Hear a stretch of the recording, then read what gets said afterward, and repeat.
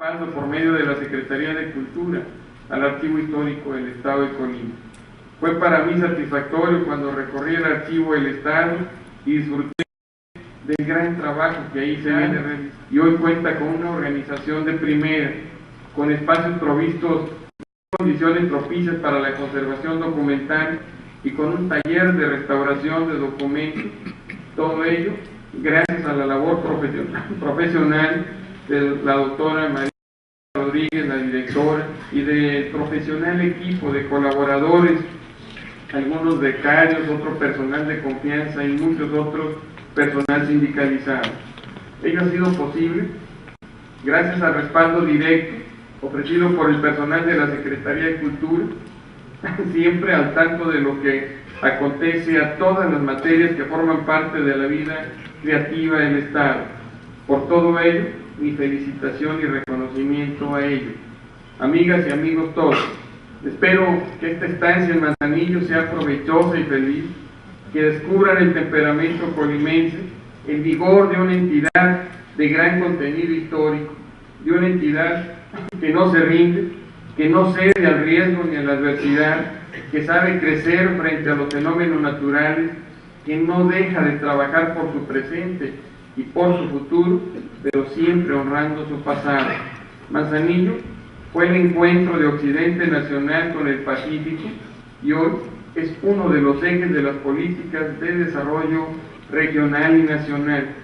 Por si fuera poco, es un lugar donde el afán de progreso industrial y económico se combina con la belleza natural y las mejores condiciones de infraestructura turística. Por ello, hago votos porque esta reunión resulte exitosa y quede guardada en la memoria de todos ustedes de forma grata y perdurable. Sé que la participación de dos magníficas conferencistas magistrales, la doctora Antonia Heredia Herrera, española, asesora de la ONU y autora de numerosos libros y artículos sobre archivística, y de la brasileña Claudia Carvalho Macela Combe, especialista en archivos electrónicos, coordinadora general de gestión de documentos y supervisión de documentos digitales del Archivo Nacional de Brasil, brindan un realce especial en la calidad académica del encuentro. Se realizan 12 mesas de trabajo con temas variados sobre la problemática de los archivos y sus propuestas y experiencias. Se espera una asistencia de más de 500 participantes, con la presentación de 50 trabajos o más, 2 presentaciones de libros y una película dedicada a la problemática de los afanes archivísticos. Por todo ello, celebro este importante encuentro y hago votos por el éxito de los esfuerzos que aquí nos congregan, y si ustedes nos lo permiten, les pediríamos respetuosamente si se ponen de pie para la declaratoria inaugural. A nombre del gobierno del Estado y del pueblo de Colima, me es muy grato declarar formalmente inaugurada esta 33ª Reunión Nacional de Archivos 2011, siendo las 10:45 de este día miércoles 9 de noviembre del 2011. Estoy seguro que se obtendrán los resultados esperados, los cuales coadyuvarán a mejorar la calidad en la conservación testimonial histórica y los servicios que se prestan en materia de archivos. De verdad, muchas felicidades a todos y muchas gracias por su atención.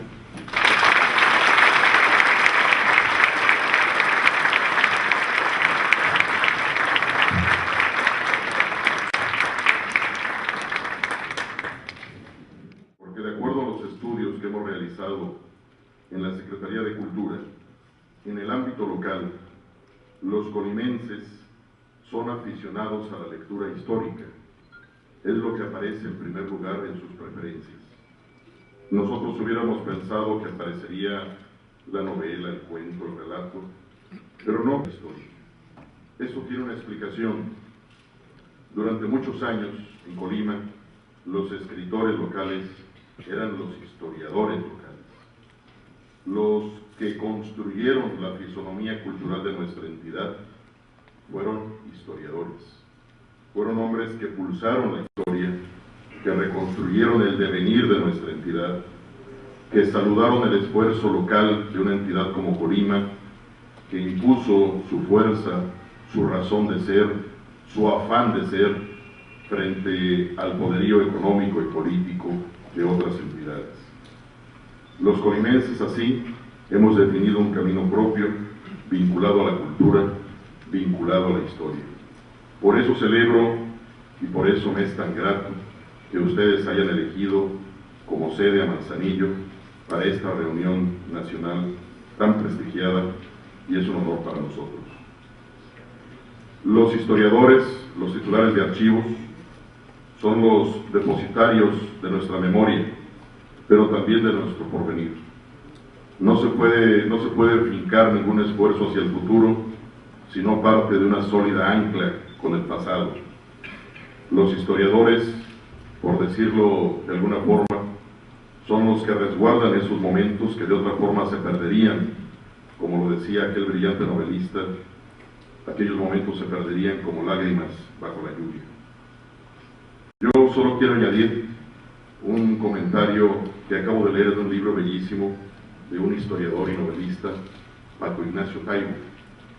En una novela que se llama La lejanía del tesoro, menciona que Benito Juárez, cuando andaba en su presidencia errante, responsabilizó a unos suavos, a unos liberales, rancheros, rurales, los responsabilizó de unas arcas, diciéndoles que esas arcas contenían el tesoro de la nación. Eso desató una serie de aventureros y ambiciosos que buscaron afanosos por varios rincones del país esas arcas perdidas que contenían el tesoro nacional. Lo que nunca se imaginaron, y se resuelve al final de esa historia, es que ese tesoro nacional no eran monedas. En realidad en ese tiempo la República no tenía nada de dinero y los funcionarios no tenían nada para pagar ni siquiera sus propios gastos. Lo que esas arcas contenían era el archivo de la nación.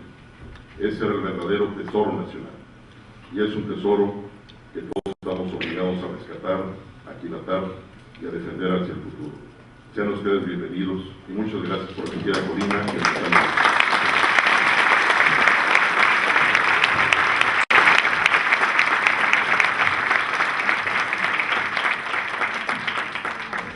de trabajo en los archivos. Sin embargo, voy a leer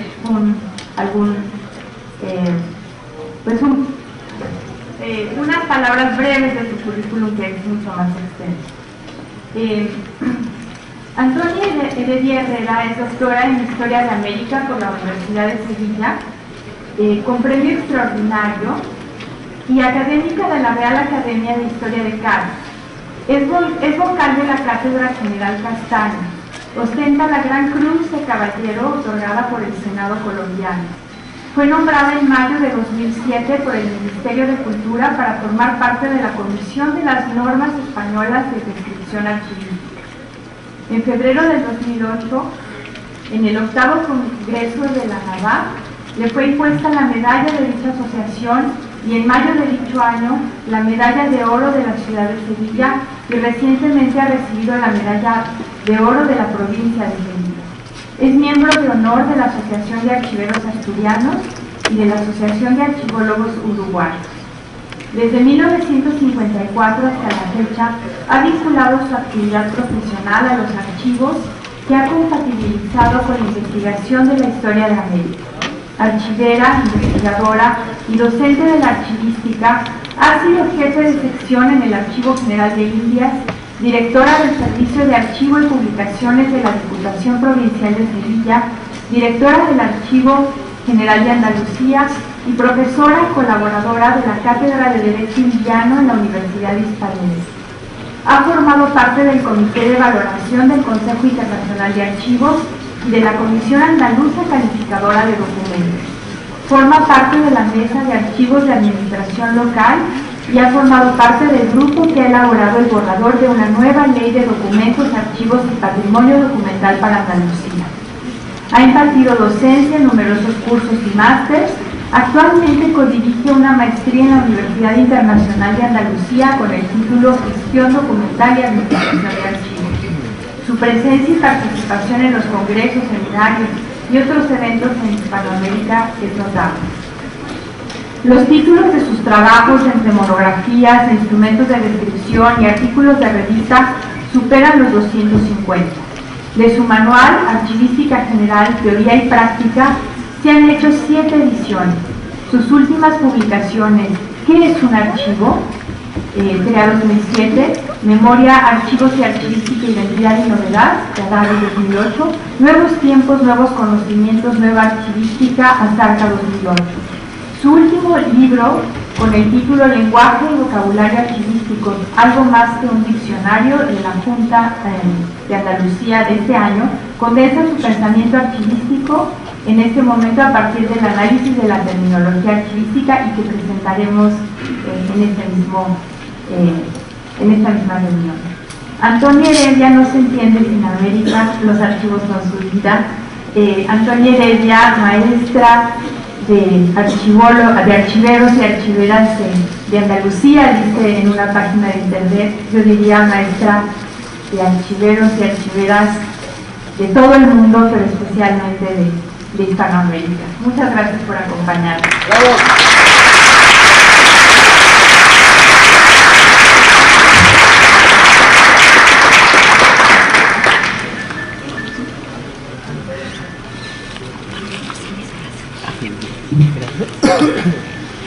Tengo que deciros una cosa nada más empezar. Estoy mucho mejor que en mi casa.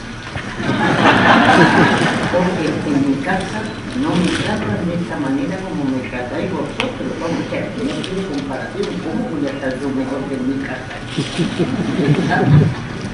Bueno, creo que lo primero que tengo que manifestar es mi sincero y profundo agradecimiento por haber sido invitada a participar en este evento.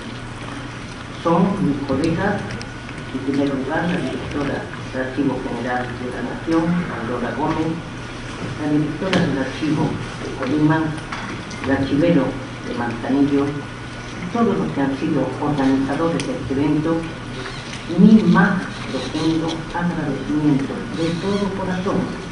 Venir a México para mí es una satisfacción enorme, porque me encuentro con mis amigos, me encuentro con mi entorno.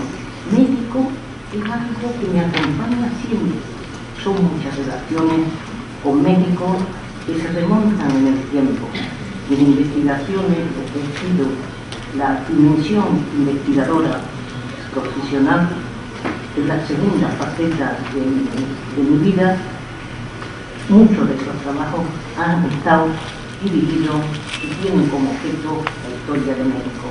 Entre otros, mi tesis doctoral fue sobre el beneficio de la plata en los reales de minas mexicanas. Dicho esto, quiero felicitar precisamente a los organizadores de este evento por ese gran poder de convocatoria. Es una alegría intervenir, hablar para tantos profesionales. Es la mayor satisfacción y ese poder de convocatoria hay que resaltarlo de alguna manera. Y ese poder de convocatoria también quizás tenga que ver con el interés y la densidad del programa de esta jornada. Temas todo variado, de un gran interés, que yo creo que pueden hacer reflexionar de una manera profunda sobre los problemas, sobre los objetivos, sobre todo lo que afecta al mundo de los archivos y, cómo no, a lo que es nuestra actuación profesional. Ahora, yo tengo que hacer una observación al programa, lo siento, tengo que hacer una observación. No me gusta, por lo que para mí significa esa dualidad de mesa que me va a impedir estar a la vez en la dos, realmente, porque hay trabajos, temas, proyectos que se van a presentar en una y otra mesa que realmente son de interés para mí. Bueno, dicho esto, creo que debo empezar a decir lo que yo pienso transmitir, y que es, como digo, una suerte poder transmitir y poder compartir con vosotros inquietudes, reflexiones, realmente no no pretenden otra cosa que el debate. O sea, estoy segura que muchas de las cuestiones que yo planteé aquí no las vais a compartir conmigo. Sería absurdo que todos compartieran lo que yo pienso, pero sí me importa mucho que eso que yo voy a transmitir sea objeto de debate y sobre todo de reflexión.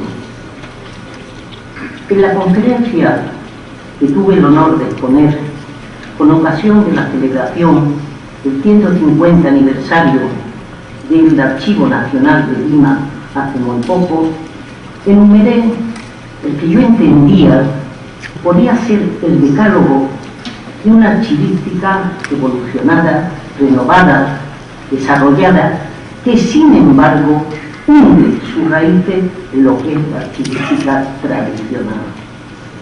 De dicho decálogo voy a partir para marcar el escenario donde hemos de desarrollar nuestra actuación profesional, y sus puntos, esos 10 puntos del decálogo, serán el hilo conductor para mis reflexiones, muchas de las cuales, os adelanto, para mí son objeto de preocupación y de inquietud. De aquí el título de esta ponencia. Repetiré algunas cuestiones, las expresadas allí, y abundaré en otras en las que no me extendí. El referido decálogo dice así: primero, el objeto de la archivística sigue siendo doble. Los documentos de archivo, tanto en papel como electrónico, y todos los archivos como instituciones, con la salvedad del cambio de orden en su enumeración. Segundo, el principio de procedencia permanente. Creo que sería un error arrinconarlo. Tercero, el ciclo vital y sus 3 edades exigen hoy una revisión. Cuarto, hay una ruptura del equilibrio entre la práctica y la teoría. La teoría hoy va por delante y a veces es muy difícil alcanzarla por la práctica. Quinto, hay una atención preferente a los documentos antes que a los archivos. De aquí el protagonismo hoy de la gestión documental, que en algunos momentos llega a olvidar, a dejar de lado a la archivística. Sexto, los contextos junto a los atributos van a jugar un papel muy importante a la hora de la identificación de los documentos. Sexto es el que acabo de decir. Séptimo, existe un protagonismo de las funciones y de los procesos que se hace patente a la hora de la valoración, a la hora de la clasificación, de la gestión de calidad, y además, junto a esto, hay un aumento del objeto de muchas de estas funciones, como veremos. Octavo, el control de los documentos ha venido a sustituir la obsesión por la posesión, por la propiedad que teníamos los archiveros. De aquí la proliferación de instrumentos de control a la hora de la gestión documental. Noveno, es un hecho comprobado y necesario el adelanto de todas las funciones archivísticas antes de la producción de los documentos, de tal manera que el archivero hoy tiene que mover su silla, ha de adelantar su silla anticipándose a lo que es el espacio del archivo. Y en último lugar, el noveno punto, creo que también resulta evidente que la autonomía archivística ha cedido el paso a la corresponsabilidad. Empecemos por el primer punto, el que trata del objeto de la archivística. Frente al orden tradicional de archivos y documentos, para expresar el doble objeto de la archivística, el nuevo orden de documentos y archivos no es una revolución, sino una simple constatación. Por un lado, los documentos pueden existir sin los archivos, mientras que estos difícilmente pueden concebirse sin aquellos. Por otra parte, cuando decíamos ciencia de los archivos, entendíamos tanto a los contenidos documentales, es decir, los documentos, como a las instituciones responsables de dichos contenidos. Y la legislación al respecto, al menos en España, siempre ha empezado por acotar al patrimonio documental y después los archivos como las instituciones para ese patrimonio. Ese orden natural de documentos primero y de archivos después no es sino la evidencia de una realidad que no ha cambiado, aunque hoy parezca una novedad. Dicho orden, además, puede verse favorecido hoy por el hecho de la atención preferente a los documentos, en este caso los electrónicos, antes que a los archivos, es lo que luego vamos a insistir. Sería conveniente, por todo lo que nos importa, detenernos en este doble objeto, documentos y archivos. Uno y otro siguen y seguirán siendo motivos preferentes de análisis, de revisión, de repensamiento, de acotación, de contextualización y de relaciones. Durante mucho tiempo, los archiveros no tuvimos necesidad de apostillar el documento frente al libro. La aparición del concepto documentación determinó para su distinción la adjetivación de archivo. De aquí que personalmente no vea coherente que continuamente se utilice documentación sustituyendo a los documentos de archivo.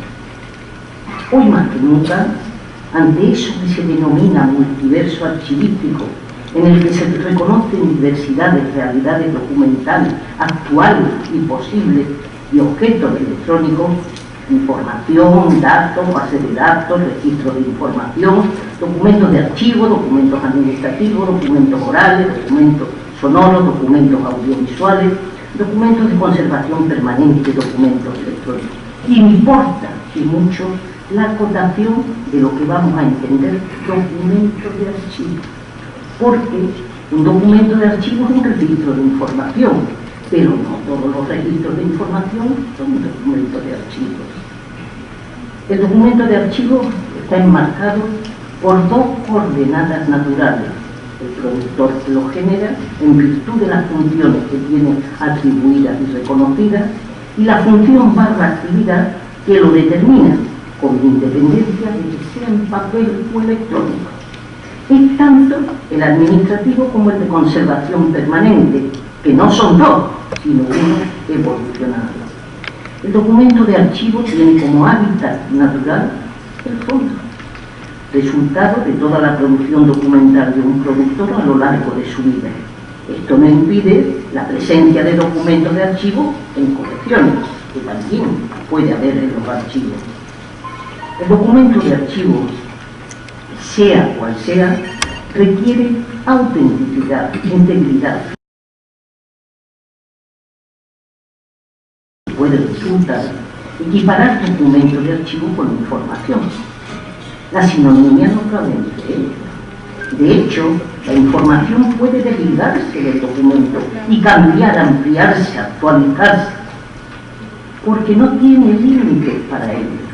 El documento de archivo, en cambio, está ligado a una información concreta que no puede variar, porque la acción que testimonia no varía. Y si la información cambia, estaría dando lugar a la transgresión. Y todo lo dicho sin prejuicio de que hoy los sistemas de gestión de las organizaciones parece que tienen más interés en crear información que en producir documentos propiamente dichos. Las dificultades de acotación hoy trascienden a partir de la equivalencia que establecemos entre documento de archivo y documento electrónico, cuando el documento electrónico solo se identifica por su elaboración o formación electrónica, lo que lo lleva a reconocerlo como cualquier registro de información electrónica sin más. Sin embargo, el documento electrónico que a los archiveros nos interesa acotar es el documento de archivo electrónico, que no es cualquier documento electrónico, y que parte de todos los atributos reconocidos al documento de archivo en papel, sin perjuicio del reconocimiento de otros de que el documento de archivo carece. Así, para el documento de archivo electrónico, su uso, lectura y difusión precisan de un medio electrónico. Su desmaterialización exige una representación en forma física, de aquí que el carácter de original y copia no resulte tan claro como los documentos en papel.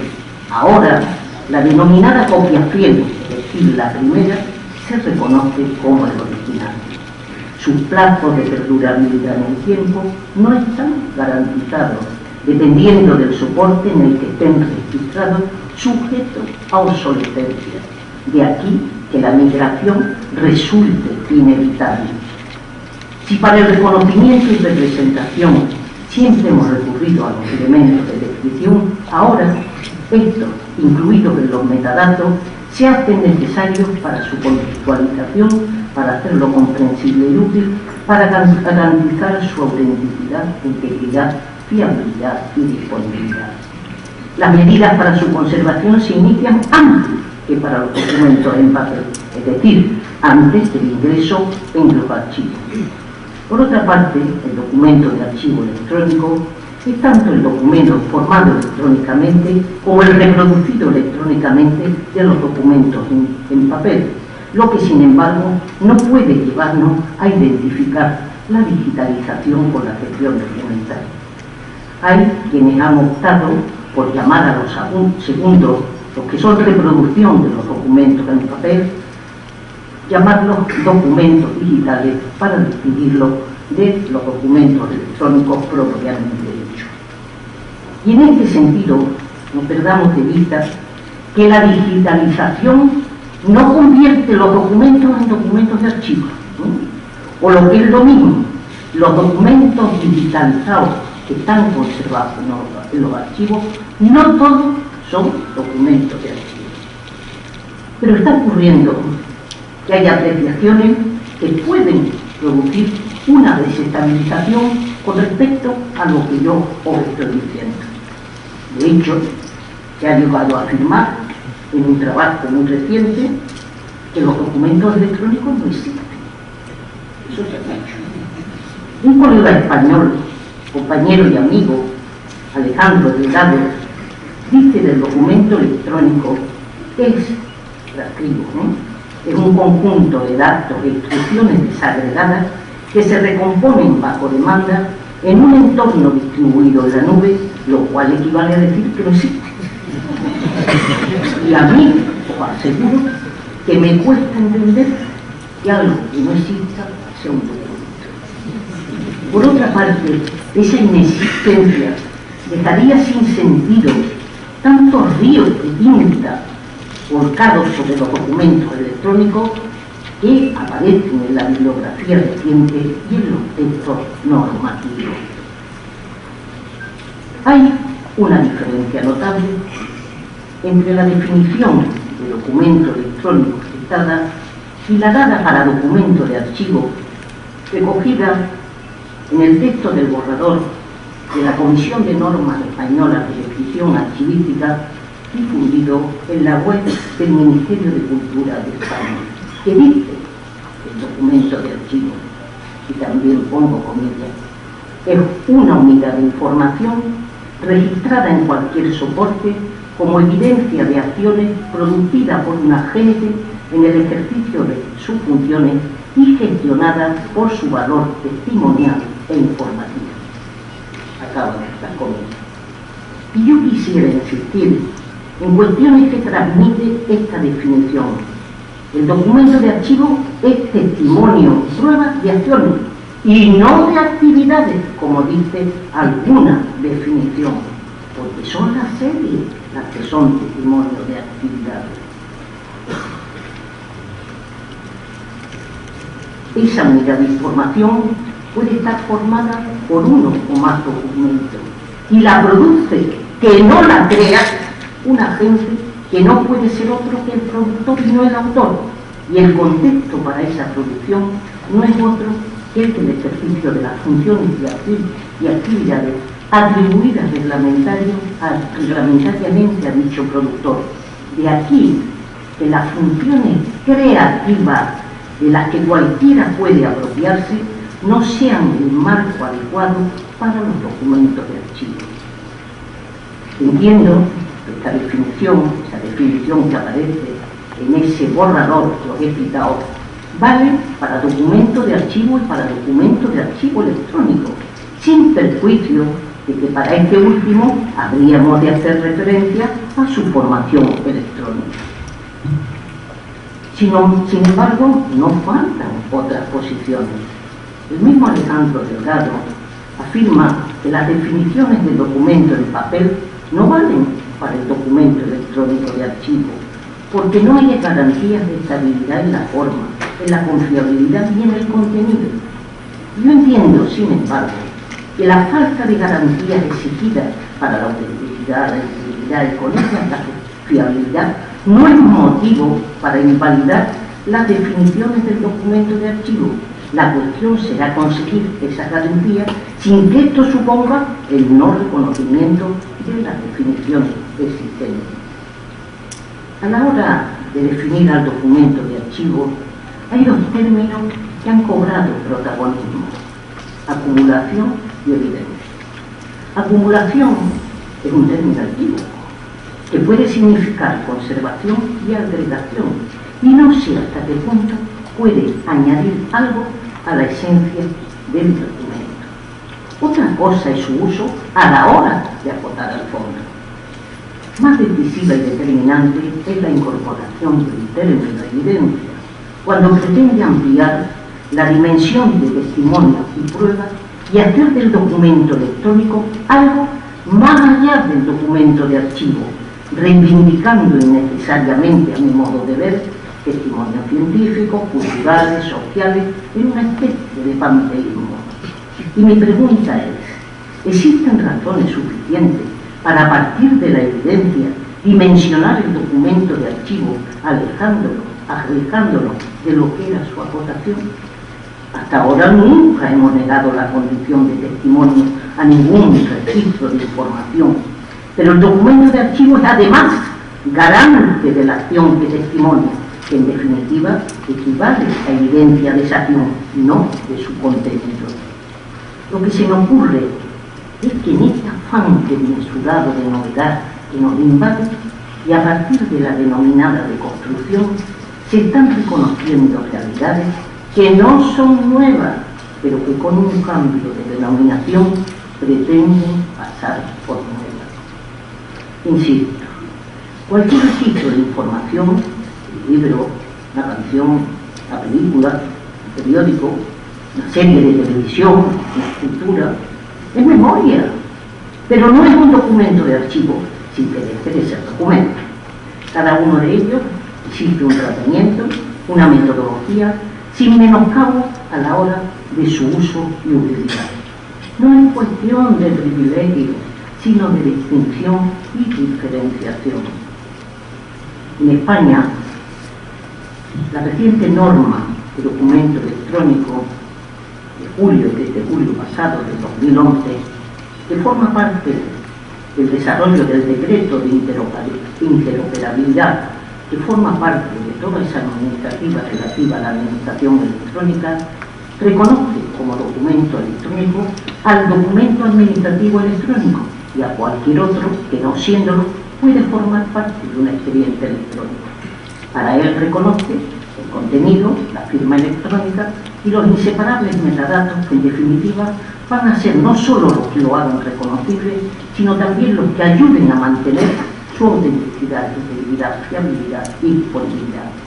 Desde esta perspectiva, el documento de archivo electrónico se reduce al no alcanzar la perspectiva del de conservación permanente, que sin embargo, en dicha norma, no queda descartada a partir de la selección, pero con vistas al archivo.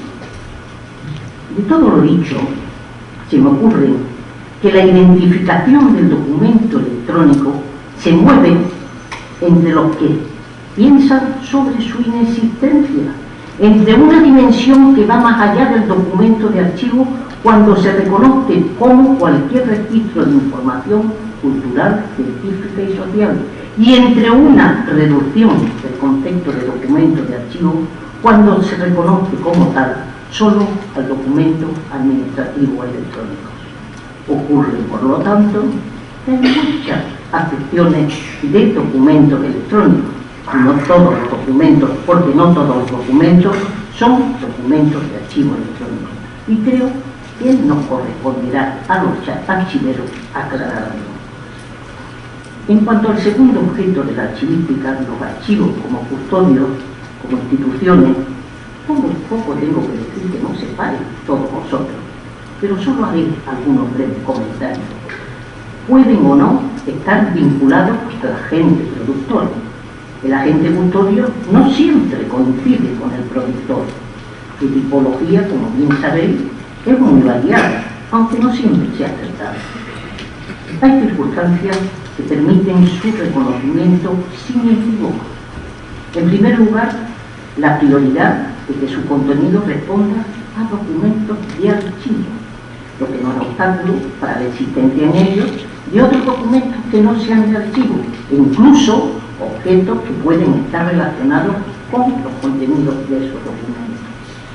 En segundo lugar, me atrevo a decir que no hay archivo sin archiveros. Y me refiero lógicamente a archiveros con formación, no aquellos que se dicen tales simplemente porque están en un archivo. Y aquí, que en alguna ocasión, cuando se ha dicho que en España existían más de 40.000 archivos, inmediatamente he pensado, ¿dónde están como mínimo los 40.000 archiveros para ellos? Por favor, no confundamos archivos con fondos. De aquí que documentos de archivo y archivero, con todo lo que uno y otro significan, son las premisas obligadas, que no las únicas, para concluir si estamos o no ante un archivo. Por todo lo cual, habrán de hacernos reflexionar, por poner un ejemplo, los que se dicen archivos audiovisuales, en los que los documentos guardados se estiman obras o documentos de autor, y quienes están encargados de su tratamiento son documentalistas. En un artículo recientísimo, Joan Boada, al que muchos de vosotros conoceréis, director del Archivo Fotográfico de Gerona, España, reconocía a los archivos fotográficos como, transcribo, archivos singulares y su valor como obra de autor. ¿Cierto? Archivos singulares. Singulares quiere decir diferentes, distintos. Pero si son distintos, a lo mejor que no son archivos, serán otra cosa. Abundando, el mismo autor abunda sobre la fotografía como obra de creación digna de figurar en un museo. Claro. Los archivos forman parte de la estructura de las organizaciones y a la vez pueden estar relacionados entre ellos formando sistemas y redes. De aquí lo inconveniente de estimarlo solamente desde la perspectiva de instituciones culturales. Hoy, antes de llegar a serlo, son unidades de gestión dentro de cualquier organización. El archivo se mueve entre la gestión administrativa de la historia y la cultura. Se equivoca quien habla de archivos históricos y archivos administrativos, cuando en esa enumeración primero son los administrativos y luego los históricos. No hay archivos históricos sin los administrativos, pero a veces parece que los ignoramos. Para hacer buenos los archivos históricos, habremos de ocuparnos decisiva y profundamente de los archivos administrativos. Y algo importante en relación con lo que acabo de decir: los archivos municipales no se pueden quedar en archivos históricos. A la hora de la administración electrónica, el número de archivos tiende a reducirse. Y yo diría incluso a perder protagonismo como institución. Carlota Bustelo, en un artículo reciente, comentaba que ya en el futuro no tendremos que hablar de archivos administrativos. De hecho, los archivos ya no necesitarán de un edificio emblemático, y el espacio y los metros lineales de estantería dejarán de ser una obsesión para los archiveros. Curiosamente, siempre hemos afirmado que un depósito no podía confundirse con un archivo, del que solo era una parte. Ahora el archivo se hace depósito a partir de un servidor. Y por otro lado, la función de archivo realizada dentro del archivo a partir del ingreso de los documentos queda reducida por haberse realizado antes. Será mucho más importante lo que hagamos fuera que lo que habremos de hacer dentro. Los archivos han evolucionado de la cultura de la conservación a la cultura de la comunicación como espacio cerrado a lugar de encuentro, y su visibilidad para ello hoy es una meta inexcusable. Esto en cuanto al primer punto de ese decálogo que yo leí al principio. El segundo punto, no me matéis, es el que se refiere al principio de procedencia. Con respecto al principio de procedencia, me pronuncio decididamente por la permanencia de dicho principio como nuestro primero, principal, natural y más general de los principios archivísticos, frente, ya en mi posición, frente a quienes lo ignoran, evitan de hablar de él o declaran su inutilidad. Han pasado muchos años desde que Michel Duchesne afirmara que al margen del respeto a los fondos o principios de procedencia, cualquier trabajo no puede ser sino arbitrario, subjetivo y desprovisto de rigor. Este principio condiciona la organicidad del fondo como agrupación y hábitat natural de los documentos de archivo y determina su clasificación, que a su vez favorece y facilita la descripción para su conocimiento y recuperación, y a su vez cada documento de archivo queda acotado por el productor y la función para la actividad atribuida a dicho productor. Así, productor y función son las coordenadas de cualquier documento de archivo, que vienen a ser como el padre y la madre. Pero ¿por qué ocurre que en el entorno electrónico se hable tan poco de este principio, cuando cualquier documento de archivo electrónico tiene un productor que lo produce, no que lo crea, y una función que lo determina? Uno y otro, para reconocerlo, para representarlo, para localizarlo, deberán formar parte de los metadatos. Lo que sucede es que quizá no tengamos debidamente acotado el documento de archivo electrónico, cuando su concepto se asimila a otras realidades como son la información o cualquier registro informativo a lo que ciertamente el principio de procedencia no le afecta. Acabamos de verlo al reflexionar sobre el objeto de la archivística.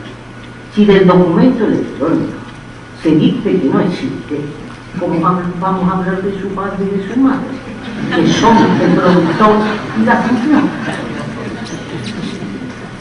La permanencia del principio de procedencia, entiendo, está ligada indefectiblemente a la agotación que hagamos del documento de archivo electrónico. He hecho banderas del principio de procedencia. Por eso no me voy a privar aquí de insistir en ciertos conceptos con él relacionados en los que de forma reiterada me vengo pronunciando. Para tal fin, voy a empezar diciendo que en el borrador del glosario en español de Interpares 3, dicho principio aparece enmascarado a partir de términos como creación, creador, cuando su simple enunciado habría de llevarnos indefectiblemente al productor, a producción.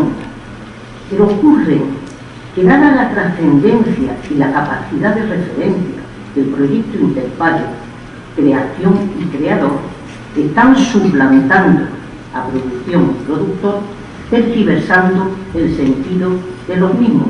Esto desde mi punto de vista, porque no faltan que no están de acuerdo conmigo.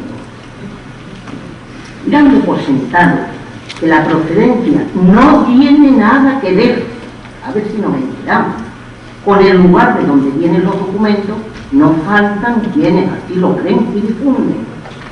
El principio de procedencia está relacionado con tres términos fundamentales: producción, productor y procedencia.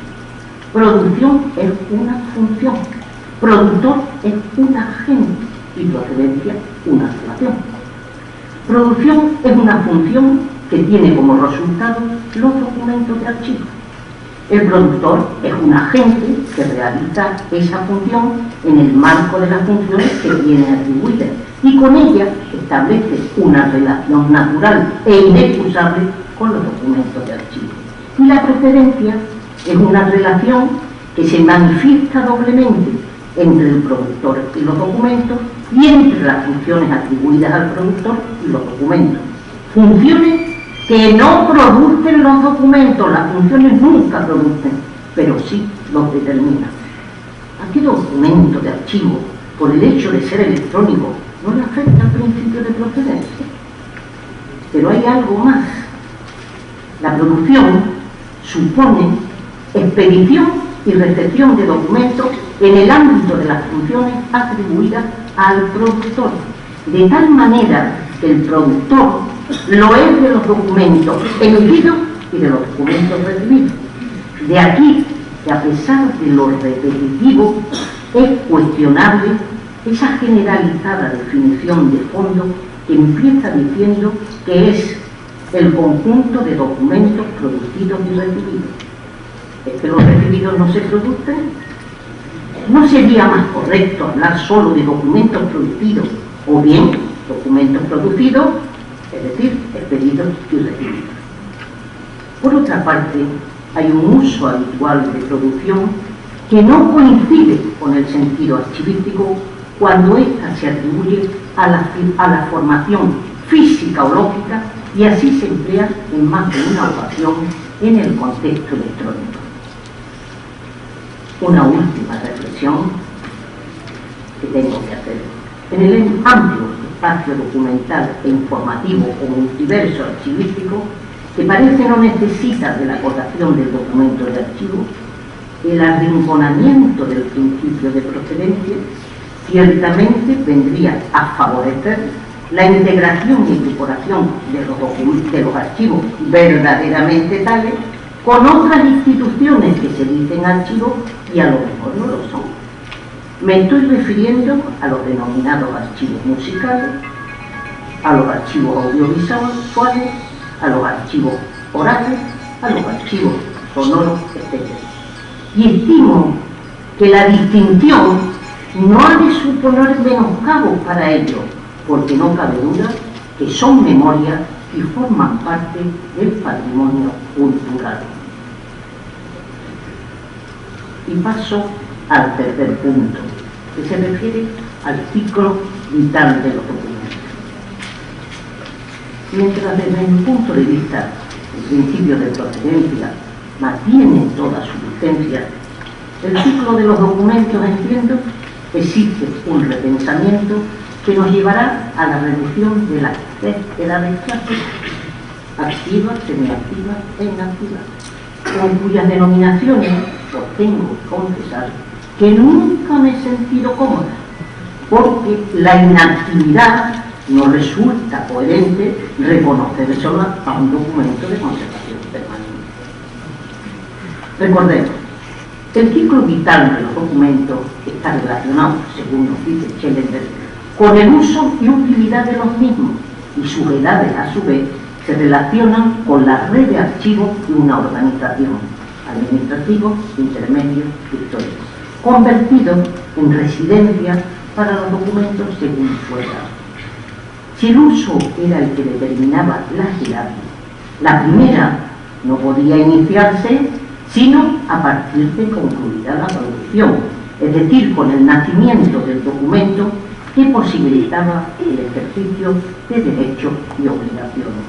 Es decir, la producción nunca había formado parte del ciclo vital, ni estaba reconocida en la gestión documental aplicada por los archiveros hasta recientemente dentro de los archivos. Pero situados en la e-administración y en la consiguiente gestión documental, que ya no es exclusiva de los archiveros, la producción cobra un protagonismo inusitado en esa gestión documental electrónica, formando parte inexcusable de ella. De aquí que hoy el ciclo vital y sus tres edades se tambaleen y teniendo en cuenta el uso y utilidad de los documentos, las edades documentales se van a reducir a dos, una que pudiéramos estimar de producción y administrativa y otra de custodia o de conservación permanente, de tal manera que el ciclo vital aumenta su espacio pero simplifica las edades, reduciéndolas a dos. En cuanto al cuarto punto, es esa ruptura que se hace evidente entre la teoría y la práctica. Cuando me inicié en esta profesión, ya por la década de los 60, pocos tratados, o casi ninguno, o creo que ninguno, de archivología en español se conocía. Los archiveros nos preocupábamos de catalogar documento a documento. Nuestro trabajo se ceñía a una práctica continuada y rutinaria. Poco más de 20 años después, la producción bibliográfica se dispara. Ahora, la teoría se ha impuesto a la práctica. Pensamos, repensamos, reinventamos. Recordemos la multitud de normas que nos inundan, ahogándonos en un mar de siglas, muchas de las cuales no llegamos a leer por falta de tiempo. Y claro, esto dificulta o impide su aplicación. Si no las leemos, ¿cómo las vamos a aplicar? De hecho, el equilibrio entre práctica y teoría se ha inclinado ahora a favor de la segunda. Y esto creo que no es bueno.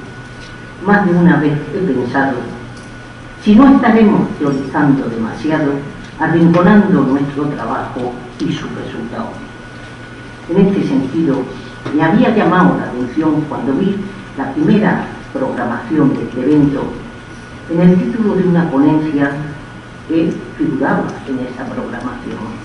El título decía menos reglas, mejores resultados, y tenía un interés enorme en escuchar esa ponencia.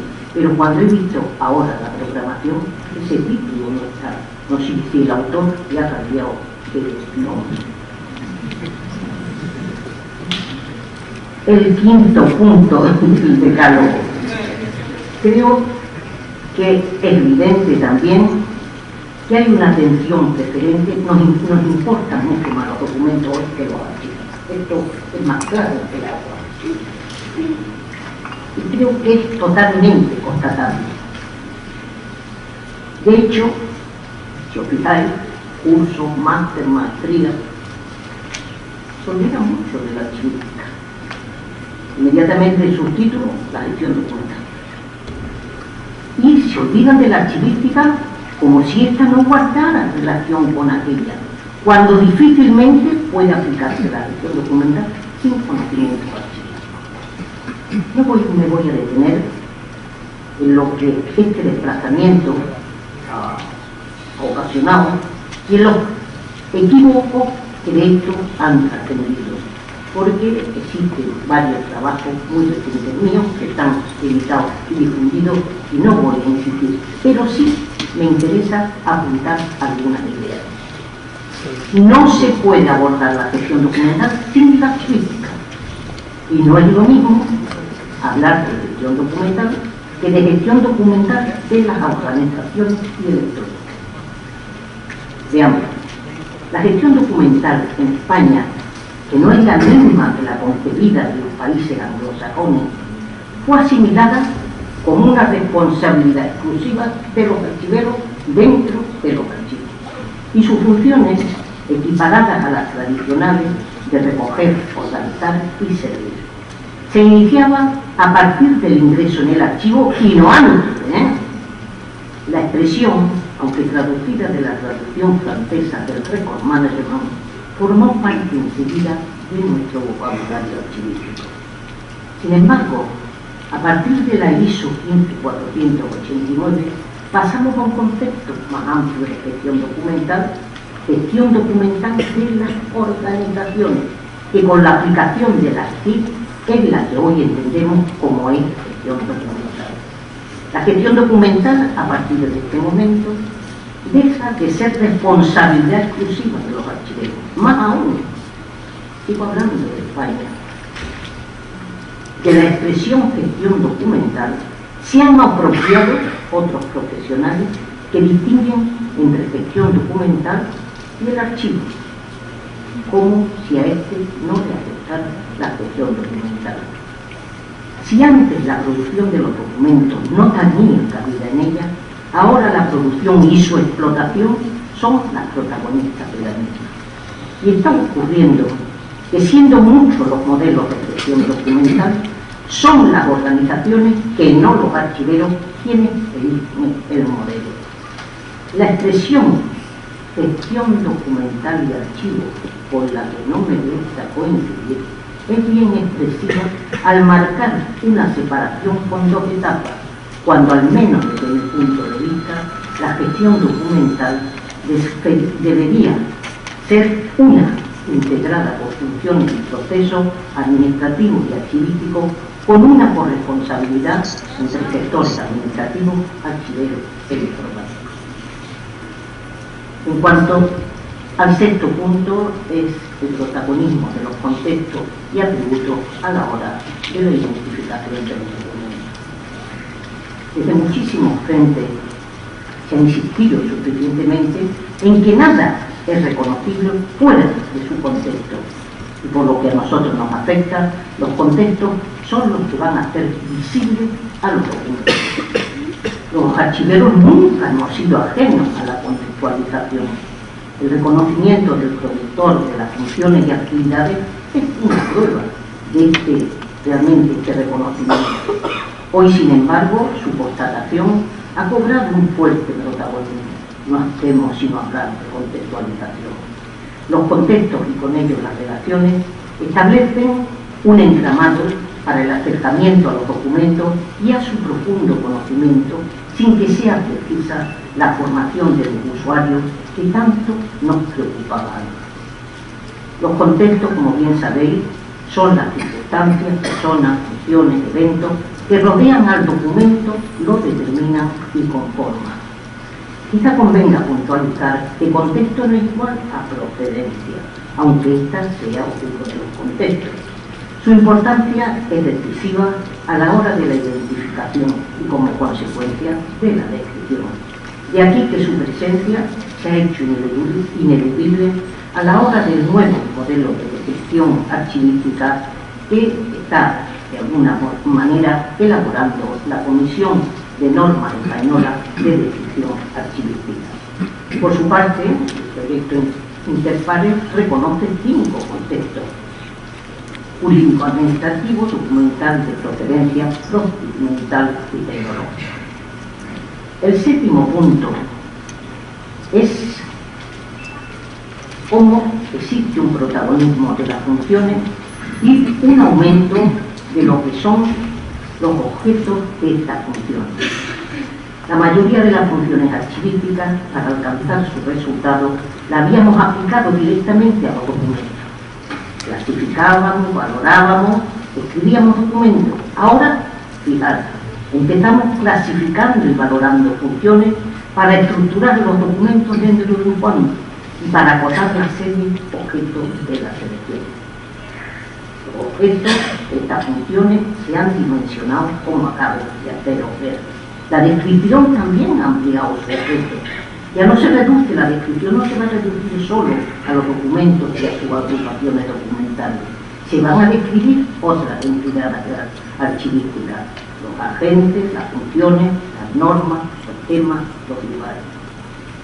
O sea, hay una mayor amplitud del objeto de esa función. El octavo punto tiene que ver con esa evolución constatada de lo que es el sentimiento de propiedad a lo que es la responsabilidad del control. Somos conscientes, creo, cada uno de nosotros, del sentido de propiedad sobre los documentos que hemos desarrollado a lo largo de nuestra vida. La posesión se iniciaba a partir de los documentos en nuestro archivo. Era mi archivo, mi documento. Se conocen sucesivas historias de archiveros que escondieron documentos para beneficiarse de ellos sin hacer partícipes de los mismos a los investigadores. El sentido de la propiedad ha cedido hoy el paso al control. Control que no se inicia a partir de la transferencia, sino antes, muchísimo antes de producirse los documentos. Nuestra responsabilidad sobre ello ahora se va a ejercer precisamente a través de un control riguroso. Recordad, como al hablar del objeto de la archivística, reconocíamos para el entorno del documento electrónico falta de estabilidad y riesgo de permanencia. Y son precisamente esas carencias las que van a dimensionar el control para el que los atributos de autenticidad, seguridad, fiabilidad y disponibilidad exigidos a cualquier documento de archivo se mantengan. Serán los metadatos, entre otros, los instrumentos para ese control. En cuanto al noveno punto, es el hecho, algo también perfectamente constatado, que tendremos que tener muy en cuenta los archiveros de hoy, es el adelantamiento de las funciones que hemos de realizar. La denominada función de archivo, identificada con la gestión documental de puertas adentro de los archivos, que integraba todas las funciones y procesos archivísticos aplicados a los documentos, se realizaba dentro de los archivos por los archiveros. Hoy, en el marco de la administración electrónica y de la consecuente gestión documental electrónica, la mayoría de esas funciones, clasificación, valoración, descripción, conservación, se adelantan y se prevén y planifican precisamente en función de ese control exigido y se hace antes de la producción de los documentos, antes de que existan los documentos. Así, el cuadro de clasificación, con una doble perspectiva funcional y orgánica, deberá elaborarse anticipadamente y no a posteriori como lo hacíamos antes, y deberá ser válido para las dos etapas que reconocíamos a la hora del ciclo vital, tanto la de producción o administrativa como la de custodia, y de dicho cuadro habrá de obtenerse el código de clasificación que identificará a los documentos y expedientes a partir de la captura por el sistema a lo largo de toda su vida. Ese código de clasificación no deberá variar jamás. Por lo que respecta a la valoración, ya hacemos valoración de funciones, directivas, específicas, paralelas, comunes, y son esa valoración de funciones las que nos van a ayudar a precisar la serie documental, sus plazos de conservación y de transferencia, y esas decisiones, esos plazos, materializados en tablas de valoración o de temporalidades, habrán de tomar forma de metadatos para automatizar la eliminación y deberán también estar previstos antes de la captura de los documentos. También la descripción archivística debe estar prevista a partir de los elementos de descripción, atributos y relaciones, incluidos también en los metadatos para el reconocimiento, recuperación y localización de los documentos. En cuanto a la conservación, es un hecho que los sistemas para tal fin no son viables a largo plazo por motivos de escala y de costos. De aquí el control central y permanente de la conservación tecnológica. El último punto del decálogo es el paso también de lo que significa la autonomía que siempre hemos tenido a la corresponsabilidad. Si la gestión documental suponía para los archivos y para los archiveros la autonomía de su gestión, a la hora de la gestión documental electrónica de las organizaciones, muchas de las funciones y de los instrumentos resultantes exigirán una corresponsabilidad y una forma de compartir. Será el caso del cuadro de clasificación, que exigirá la presencia de los gestores administrativos para el reconocimiento de las funciones, de sus procedimientos y de su diagrama, mientras que para la identificación de las series y la asignación de sus denominaciones se precisará del archivero. Ese cuadro de clasificación ya no será un instrumento de exclusivo beneficio para los archiveros, sin un cuadro de mando para todos los procesos de la propia organización. Pero no perdamos de vista que de esta corresponsabilidad trasciende algo importante, como es el vocabulario y su uso. La corresponsabilidad existe comunicación entre las partes y difícilmente podremos llegar a entendernos sin un vocabulario consensuado en el que ninguna de las partes pierda su identidad. Termino. He tratado de dar con mi exposición una visión de conjunto de lo que yo entiendo que es la renovación archivística por la que he tratado de sobrevolar, pero que a la vez tenemos que tener muy en cuenta que va a exigir un archivero renovado, actualizado, capaz de asimilar y compartir todos los cambios que no gestan. Es un momento de grandes desafíos y a la vez de bastantes oportunidades que no hemos de desaprovechar. Todo lo cual no invalida, para terminar de verdad, una recomendación que suelo hacer a algunos. Ser riguroso y coherente antes que moderno. Rigurosidad, coherencia antes que modernidad. Muchas gracias.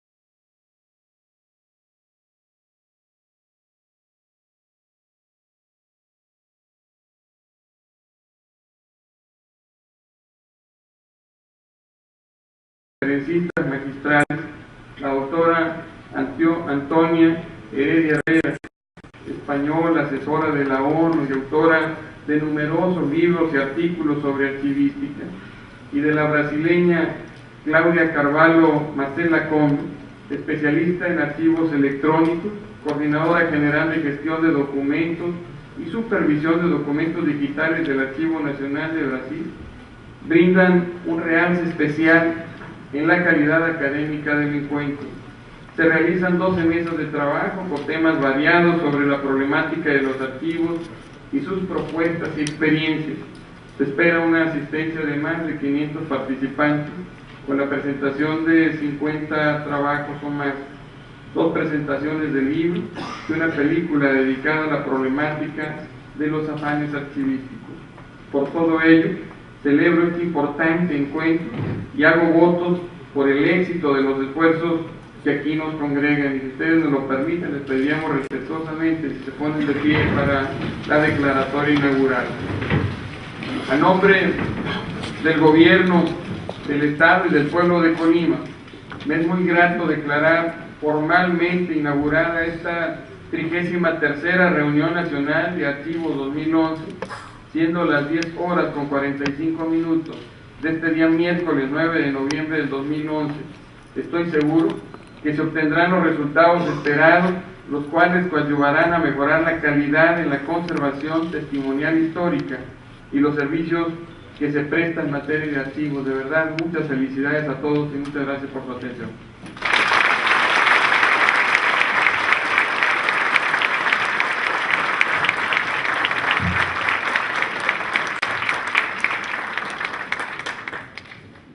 Porque de acuerdo a los estudios que hemos realizado en la Secretaría de Cultura, en el ámbito local, los colimenses son aficionados a la lectura histórica. Es lo que aparece en primer lugar en sus preferencias. Nosotros hubiéramos pensado que aparecería la novela, el cuento, el relato, pero no la historia. Eso tiene una explicación. Durante muchos años, en Colima, los escritores locales eran los historiadores locales, los que construyeron. Su presencia y participación en los congresos, seminarios y otros eventos en Hispanoamérica es notable. Los títulos de sus trabajos, entre monografías, instrumentos de descripción y artículos de revista, superan los 250. De su manual, Archivística General, Teoría y Práctica, se han hecho 7 ediciones. Sus últimas publicaciones, ¿Qué es un archivo?, creado 2007, Memoria, Archivos y Archivística, Identidad y Novedad, creada en 2008, Nuevos Tiempos, Nuevos Conocimientos, Nueva Archivística, Azarca 2008. Su último libro, con el título Lenguaje y Vocabulario Archivísticos, algo más que un diccionario, de la Junta de Andalucía de este año, condensa su pensamiento archivístico en este momento a partir del análisis de la terminología archivística y que presentaremos en esta misma reunión. Antonia Heredia no se entiende sin América, los archivos son su vida. Antonia Heredia, maestra de archiveros y archiveras de Andalucía, dice en una página de internet, yo diría maestra de archiveros y archiveras de todo el mundo, pero especialmente de Hispanoamérica. Muchas gracias por acompañarnos. ¡Bravo!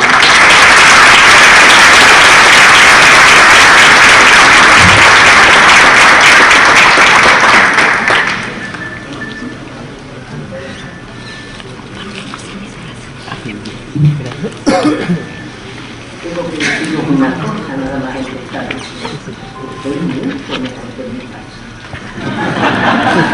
Porque en mi casa no me tratan de esta manera como me tratáis vosotros. Vamos a hacer una comparación. ¿Cómo voy a estar yo mejor que en mi casa? Bueno, creo que lo primero que tengo que manifestar es mi sincero y profundo agradecimiento por haber sido invitada a participar en este evento.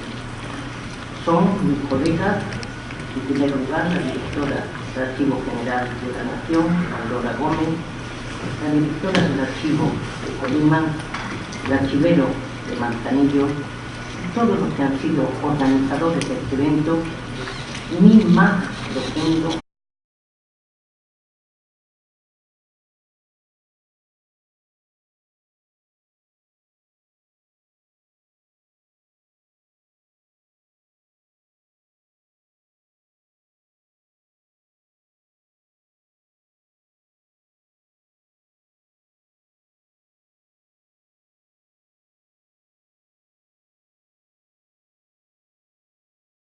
paso por medio de la Secretaría de Cultura al Archivo Histórico del Estado de Colima.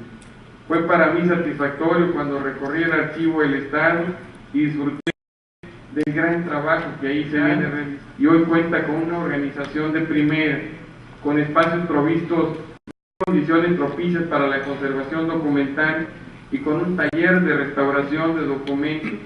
Todo ello gracias a la labor profesional de la doctora María Rodríguez, la directora, y del profesional equipo de colaboradores, algunos becarios, otro personal de confianza y muchos otros personal sindicalizado.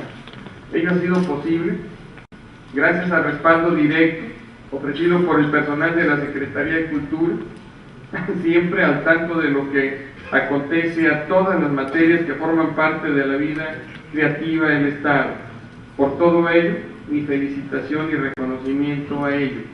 Amigas y amigos todos, espero que esta estancia en Manzanillo sea provechosa y feliz, que descubran el temperamento colimense, el vigor de una entidad de gran contenido histórico, de una entidad que no se rinde, que no cede al riesgo ni a la adversidad, que sabe crecer frente a los fenómenos naturales, que no deja de trabajar por su presente y por su futuro, pero siempre honrando su pasado.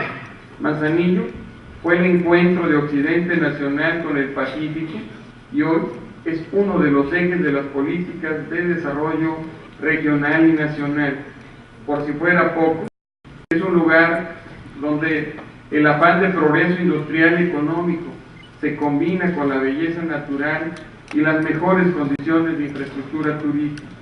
Por ello, hago votos porque esta reunión resulte exitosa y quede guardada en la memoria de todos ustedes de forma grata y perdurable. Sé que la participación de dos magníficas conferencias Tesoro nacional, y es un tesoro que todos estamos obligados a rescatar, a aquilatar y a defender hacia el futuro. Sean ustedes bienvenidos y muchas gracias por venir a Colima.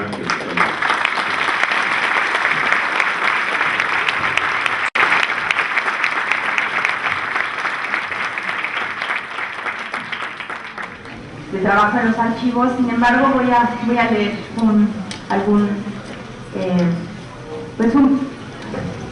unas palabras breves de su currículum, que es mucho más extenso. Antonia Heredia Herrera es doctora en Historia de América por la Universidad de Sevilla, con premio extraordinario, y académica de la Real Academia de Historia de Cádiz. Es vocal de la Cátedra General Castaño. Ostenta la Gran Cruz de Caballero otorgada por el Senado colombiano. Fue nombrada en mayo de 2007 por el Ministerio de Cultura para formar parte de la Comisión de las Normas Españolas de Descripción Archivística. En febrero del 2008, en el 8º Congreso de la NAVAC, le fue impuesta la medalla de dicha asociación, y en mayo de dicho año la medalla de oro de la ciudad de Sevilla, y recientemente ha recibido la medalla de oro de la provincia de Sevilla. Es miembro de honor de la Asociación de Archiveros Asturianos y de la Asociación de Archivólogos Uruguayos. Desde 1954 hasta la fecha ha vinculado su actividad profesional a los archivos, que ha compatibilizado con la investigación de la historia de América. Archivera, investigadora y docente de la archivística, ha sido jefe de sección en el Archivo General de Indias, directora del Servicio de Archivo y Publicaciones de la Diputación Provincial de Sevilla, directora del Archivo General de Andalucía y profesora colaboradora de la Cátedra de Derecho Villano en la Universidad Hispalense. Ha formado parte del Comité de Valoración del Consejo Internacional de Archivos y de la Comisión Andaluza Calificadora de Documentos. Forma parte de la Mesa de Archivos de Administración Local y ha formado parte del grupo que ha elaborado el borrador de una nueva ley de documentos, archivos y patrimonio documental para Andalucía. Ha impartido docencia en numerosos cursos y másters. Actualmente codirige una maestría en la Universidad Internacional de Andalucía con el título Gestión Documental y La fisonomía cultural de nuestra entidad fueron historiadores. Fueron hombres que pulsaron la historia, que reconstruyeron el devenir de nuestra entidad, que saludaron el esfuerzo local de una entidad como Colima, que impuso su fuerza, su razón de ser, su afán de ser, frente al poderío económico y político de otras entidades. Los colimenses, así, hemos definido un camino propio, vinculado a la cultura, vinculado a la historia. Por eso celebro y por eso me es tan grato que ustedes hayan elegido como sede a Manzanillo para esta reunión nacional tan prestigiada, y es un honor para nosotros. Los historiadores, los titulares de archivos, son los depositarios de nuestra memoria, pero también de nuestro porvenir. No se puede fincar ningún esfuerzo hacia el futuro si no parte de una sólida ancla con el pasado. Los historiadores, por decirlo de alguna forma, son los que resguardan esos momentos que de otra forma se perderían, como lo decía aquel brillante novelista, aquellos momentos se perderían como lágrimas bajo la lluvia. Yo solo quiero añadir un comentario que acabo de leer de un libro bellísimo de un historiador y novelista, Paco Ignacio Taibo.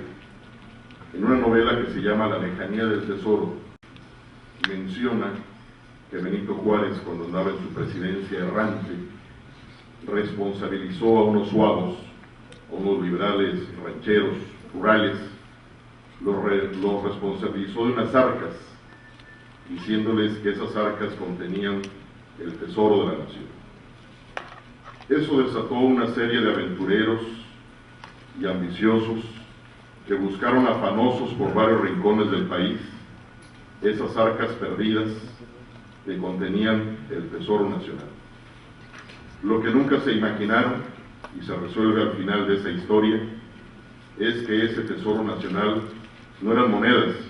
En realidad en ese tiempo la República no tenía nada de dinero y los funcionarios no tenían nada para pagar ni siquiera sus propios gastos. Lo que esas arcas contenían era el archivo de la nación. Ese era el verdadero tesoro.